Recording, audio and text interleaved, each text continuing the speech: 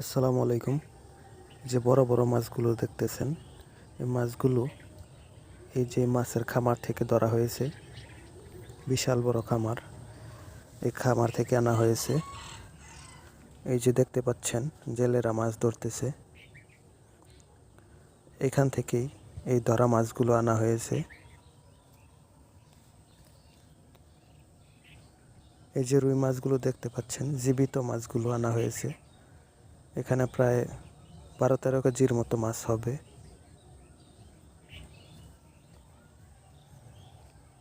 নিঃশ্বাস নিতে দেখতে পাচ্ছেন, নড়াচড়া করতেছে মাছগুলো। রুই মাছের পাশাপাশি মিরকা মাছও রয়েছে এবং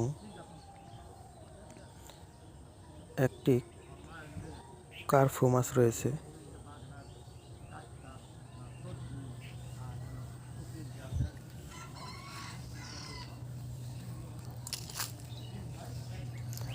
মাছগুলোর আঁশ ছাড়ানো হচ্ছে।